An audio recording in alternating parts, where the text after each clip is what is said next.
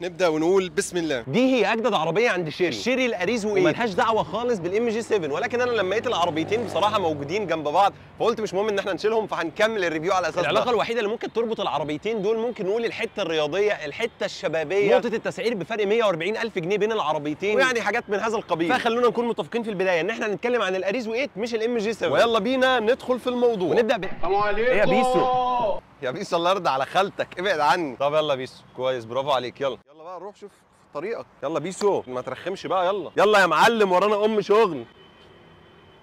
طب يا جماعه هنعتبر ان بيسو مش موجود علشان احنا عايزين نتكلم وهو مش راضي يمشي. كنت بقول اننا هنبدا بالسعر الرسمي كالعاده للعربيه دي. الاريزو 8 بتنزل بفئتين، فئه ب 1.350 وفئه ب 1.450. 1.450 للفئه الاعلى. والنقطه الفارقه في الموضوع ان العربيه دي اول ما نزلت كانت ماسكه اوفر برايس حوالي 50,000 جنيه، انما النهارده بتاريخ النهارده اللي هو 24/9 العربيه دي بتتباع بالسعر الرسمي في جميع المعارض. وخليني اقول لك ان نفس الكلام ينطبق على الام جي 7، لان الام جي 7 هي كمان كانت ماسكه اوفر برايس عالي جدا والنهارده بتتباع بالرسمي. يا عم بيسو تعالى بيسو، يلا بيسو، يدا انت رزل، يلا رزل، تعالى بقى يلا. نيجي بعد كده لموتور العربيه. الكبوت دبل كليك ان شاء الله هيبقى على مساعد، ولكن انا اصلا كنت كشفت الموضوع من بدري لما كنت بتفرج على العربيه وهي مش موجوده على مساعدين، ولكن موجوده على استنى اللي هي العصايه دي. يعني حاجه مش مفهومه بصراحه خالص، من ضمن الحاجات اللي انا نفسي استغربتها. انت عامل الكبوت دبل كليك ومخليهولي في الاخر على العصايه مش مساعدين. ماشي بس نعدي الموضوع، خلونا نكمل ونقول ان ده نفس الموتور اللي موجود على التيجو 8 برو ماكس. يا لهوي، السلام عليكم. ايه ده طب كويس، هو مش جاي لنا المره دي، مش جاي لنا. يلا يا بيسو، برافو يا بيسو. العربيه بتيجي بمحرك 1600 تربو، 197 حصان، 290 نيوتن. الكلام ده طبعا على فتيس 7 سرعات دول كلاتش. يا ابني ارحمني يا ابني ارحمني. طب افهمه ازاي؟ طيب مش راضي يفهم. موتور انا شايفه كويس جدا وقوي جدا على وزن العربيه اللي بنتكلم في طن 414 كيلو. طبعا ده موتور بيدفع العجل الامامي، وبالمره خليني اقول لك ان التعليق الامامي ماكفيرسون والخلفي مالتي لينك. ده كده بالنسبه لمنظومه الدفع. نيجي دلوقتي لشكل العربيه من قدام، وخليني اقول لك ان الانطباع المبدئي لشكل العربيه من قدام قديم شويه، يعني في حاجات اجدد واحنا ما بنقارنش، بس شكل العربيه ككل كديزاين كشكل اوفر جامد جدا، تحفه، عاجبني جدا، لان هو برده ما بعدش عن حته الرياضيه. شكل العربيه سيدان وفي خطوط حاده كتيره جدا في العربيه، فرياضي وشبابي وجميل، ولكن انا مشكلتي كلها مع الشبكه من قدام مش اكتر. نبدا من نص العربيه عند علامه شيري. طبعا دي نيكل، انا كان معايا مشكله معاها ولكن عادي جدا ممكن نعديها. وعندك الخط النيكل اللي هو قاسم الفانوس لفوق الاشارات، والمين لايت موجود تحت، طبعا اضاءات LED. فانت عندك دلوقتي علامه شيري في النص، الخط النيكل اللي هو قاسم الفانوس مكمل معاك الفانوس بالشكل ده. شكل الفانوس والديزاين بتاعه تحفه جدا. ننزل بعد كده تحت هنلاقي الشبكه اللي هي مش عجباني، شكلها حاسه قديم شويه، في حاجات اجدد بكتير في النقطه دي. وعندك كاميرا اماميه وحساسات اماميه، وده المفروض ان هي تكون وحده رادار، بس طبعا مفيش وحده رادار، مفيش الحاجات دي ما بتنزلش عندنا هنا في مصر. ننزل تحت شويه للفوج لايت، والفتحه دي فتحات حقيقيه علشان تبرد الفرامل والكلام ده كله وتعدي الهواء. شكل العربيه من تحت اللي هي الحته اللي موجوده دي مش عارف بيسموها شنب العربيه ولا بيسموها جميله جدا وملفته في الديزاين. انا مشكلتي كلها زي ما قلت لكم في الشكل اللي هو بتاع الشبكه، بس اللي هي تقريبا بتكون اخده حوالي 90% من شكل العربيه من قدام، من واجهه العربيه. خد بالك برده ودي حاجه احنا بنلاحظها في العربيات، او خلينا نقول اغلب العربيات اللي موجوده مع غبور، ان الموتور بتاعها بيبقى مصفح من تحت، فالموتور هنا برده مصفح من تحت بالكامل. وقبل ما ننقل على شكل العربيه من الجنب، خد بالك من الخطوط اللي موجوده في شكل العربيه من قدام، اللي مديها طابع الانسيابيه والرياضيه والشبابيه، بدايه من الخط اللي جاي معاك من المرايه ومكمل معاك لحد نهايه الكبوت، واقفلها لك من هنا كده حتى نازل معاك لحد تحت الحته النيكل اللي موجوده هنا. والخطين اللي عاملين تجعيده لتحت كده بتدي لك شكل رياضي اكتر، اللي هو الخطين دول جميل اللي موجودين في الكبوت من قدام، ويعتبروا مسطنين لك علامه شيري في النص. عايزك تركز معايا كده وتصحصح وتحب الخطوط الهندسيه دي. حاجه اخيره كمان، هقعد اجرب لكم مودات القياده علشان تشوفوها في اكتر من شكل واكتر من هيئه. الفوج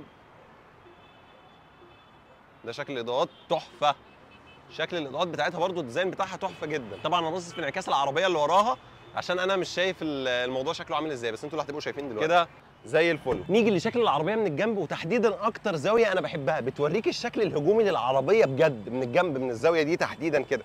يعني ركز الجزء ده كده حدته من قدام شكلها عامل ازاي، دي تقريبا اكتر زاويه انا بحبها لشكل العربيه من الجنب. نيجي بعد كده لجنوط التو تون والكاليبر اللي باللون الاورنج، حاجه كده رياضيه بقى، طابع رياضي ومش عارف ايه والجو ده. والكاوتش مقاس كام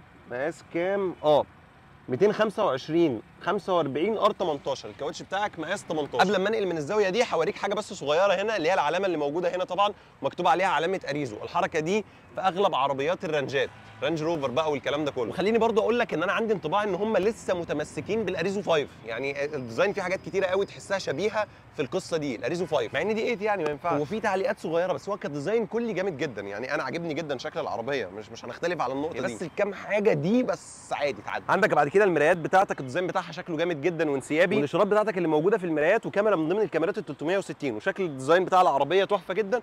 ومن قدام عندك فريم باللون الاسود، طبعا انت مش هتشوفه من عندك، انا هبقى اقلب لك الكاميرا عشان اوريه لك.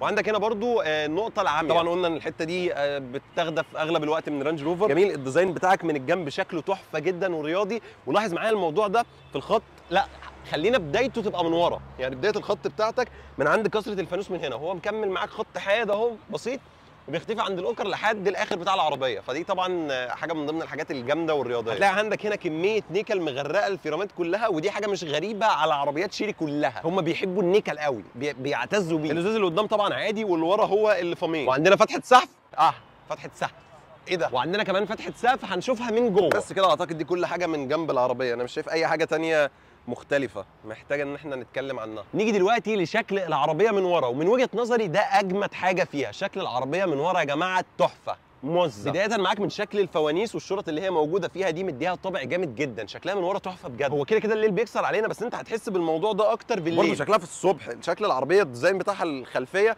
تحفه جدا، سواء كانت بقى من اللايت بار بتاع العربيه والشرط اللي هي موجوده في الفوانيس دي، وفي نفس الوقت فتحات السبويلر من تحت. الموضوع جامد جدا. خلونا نفصص الموضوع واحده واحده. انت عندك مبدئيا الخط اللي احنا اتكلمنا عنه اللي هو جايب جنب العربيه معاك من عند الفوانيس، والفوانيس مقسومه 2. جميل، مكمله معاك هنا بلايت بار كامل جدا، ولكن علامه شيري مش بتضيع اللي هي نيكل بس. عندك هنا كلمه اريزو 8، كلمه شيري في النص، كاميرا من ضمن الكاميرات الخلفيه، وحساسات خلفيه كمان. وعندك هنا برده 290 تي، 290 دي اللي هي التورك النيوتن، وتي اللي هي تربو. حته بص من جوه من تحت الكتالوج. نيجي ننزل بعد كده شويه هنلاقي فيه هنا العواكس بتاعتك ومقفوله، ما بتعديش اي فتحات هواء. جميل، وفتحات اكزوست فيك ولكن مديها شكل جامد جدا. ديفيوزر شكله لذيذ، فشكل العربيه من ورا عاجبني جدا. انا حابب شكل العربيه من ورا اكتر بكتير من قدام. طبعا انا جربت، كنت فاكر ان العربيه ليها صوت، فطلعت دلوقتي جربت العربيه صوتها عادي جدا، فيرنا ما لهاش اي صوت، عادي جدا يعني، مش زي ام جي 7 مثلا. احنا مش بنقارن، احنا بس بفهمكم. نيجي بعد كده لشنطه العربيه. ثانيه واحده خليكم زي ما انتم. طب يا جماعه الشنطه بتاعت العربيه دي مش كهرباء، ولكن هي بتفتح بالريموت عادي جدا.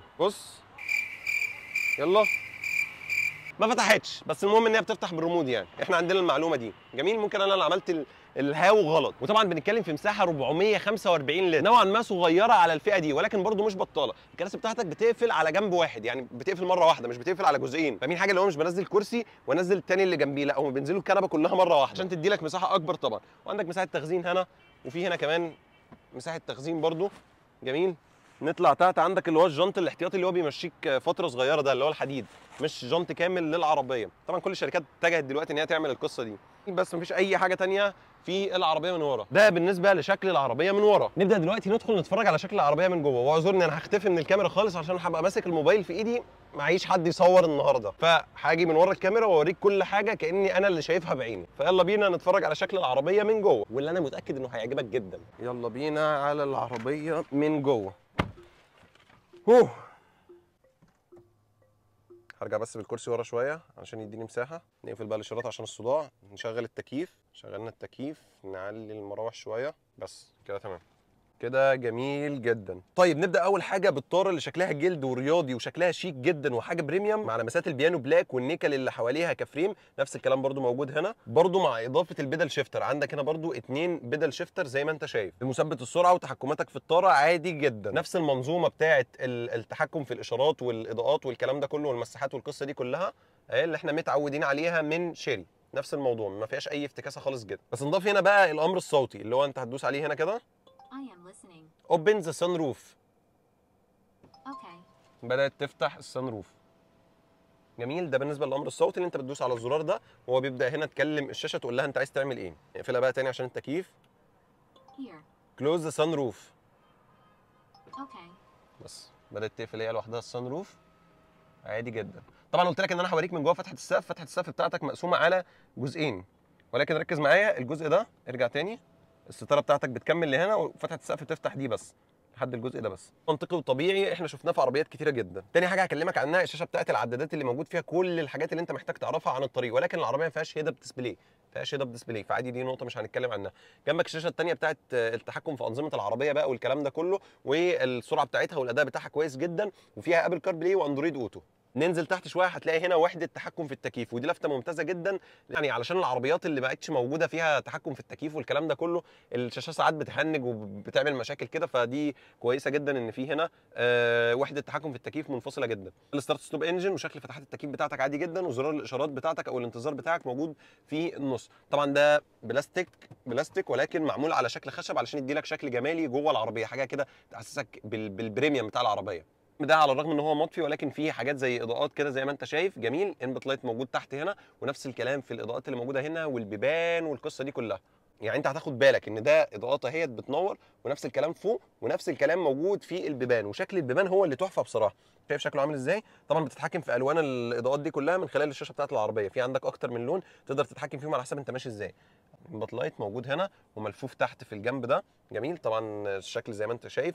ان هنا السماعات بتاعتك انا اعتقد ان هي كانت المفروض تبقى سوني، اعتقد طبعا زي ما قلت لك يا باشا السماعات بتاعت العربيه دي سوني جميل. جزء من السماعات برضو بتاعتك اللي موجوده هنا، طبعا الجنب ده موجود علشان يعمل لك بقى يبين لك ان هي عربيه بريميوم بقى وحاجه جامده جدا. ايه ده احنا بنشوفه في عربيات مرسيدس، جميل. وعندك ميموري الكراسي فيها تبريد وتسخين ولكن ما فيهاش مساج، كنت هو السواق الكراسي كهرباء تبريد وتسخين ولكن ما فيهاش مساج. اكرا قويه جدا مش ضعيفه، انا كنت فاكر ان هي لما تبقى بالشكل ده هتكون ضعيفه ولكن هي قويه جدا وممتازه. طبعا الماتيريال من هنا كلها جلد ولكن ده حاجه سوفت جميل، بس تحسه برضو رديء يعني مواد رديئه، بس جميله جدا. يعني الماتيريال من تحت هنا كويسه، في عندك مساحه تخزين تحت جميل جدا جدا جدا. هنا برضو ده سوفت مرايه تعتيم جميل، ودي التحكمات بتاعتك بقى اللي هي موجوده فوق، والنور بتاعك زي ما انت شايف بزرار جميل. ننزل تحت هنا اهو، سي هاي يلا بينا، جميل. في هنا نفس الكلام، طب والله كويس جدا. طيب انا حاولت اقلع لكم الكرسي من الاكياس بتاعته، حتى انا سايب الاكياس بتاعته هنا عشان اوريكم شكل التطريزات والماتيريال بتاعت الكراسي، تحفه جدا طبعا، والكراسي شبه رياضيه فجميله جدا. ده بالنسبه للكراسي بتاعت العربيه. فاضل حاجه انا ما كلمتكمش عنها، الكونسوله الداخليه من هنا. عندك ده طبعا وايرلس تشارجر، وده مساحه تخزين عاديه جدا، جميل. الفتيس بتاعك، شكل المقبض بتاع الفتيس بتاعك انا بحب المقبض ده جدا ومريح. عندك هنا الماتيريال نفس اللي هي الحاجات اللي هي موجوده هنا تحسسك تدي لك انطباع ان هي خشب، نفس اللي موجود في العربيه من قدام، ولكن ده مش خشب، ده بلاستيك عادي جدا. ده علشان تتحكم في الشاشه في الفويس بس بتاع العربيه، وهنا بتقفل الشاشه خالص لو دوست عليه، جميل. بعض التحكمات الزراير بتاعتك، الهاند بريك كهرباء، في هنا مساحه تخزين عشان تحط فيها، هنا مساحه تخزين عشان تحط فيها المفتاح او تحط فيها اي حاجه موجوده معاك. نروح كده هنلاقي في عندك 2 كاب هولدرز، جميل. وفي مساحه تخزين تحت، فيها ثلاجه ولا لا؟ فيها ثلاجه علشان تبرد لك الحاجات بتاعتك. نيجي تحت هنا كده شويه هتلاقي في برده مساحه تخزين هنا موجود عندك، مخرج 12 فولت، ومفيش وصلات يو اس بي سي ولا ليه؟ لا وصلات اليو اس بي سي اهي، جميل. واحده يو اس بي سي عادي، واحده مش عارف بتلخبط ما بينهم. نيجي هنا كده هتلاقي في حامل للمفاتيح بتاعتك او الحاجات بتاعتك. الدرج بتاعك كويس جدا، مش متبطن من جوه ولكن تمام جدا جدا جدا. ده كده كلمتين في السريع عن اجدد عربيه موجوده عند شيري، وهي الاريزو 8. اتكلمنا في السريع منه عن السعر الرسمي بتاع العربيه، وكلمتك كانت ماسكه اوفر برايس لحد امتى، وبعد كده اتكلمنا عن الموتور بتاع العربيه والارقام بتاعته، واتفرجنا على شكل العربيه من قدام ومن ورا ومن الجنب، واتفرجنا على داخلياتها من جوه سريعا. انا عارف ان انا كروتكم بس سريعا. فلو عجبك الفيديو ما تنساش تعمل سبسكرايب للقناه، تعمل لايك للفيديو علشان يوصلك كل جديد بنقدمه. ولو عندك اي استفسار طبعا هتسيبه لي في الكومنتات وهرد عليك ان شاء الله. ثانك يو فور واتشنج، شكرا على المشاهده. انا معكم احمد عاصم.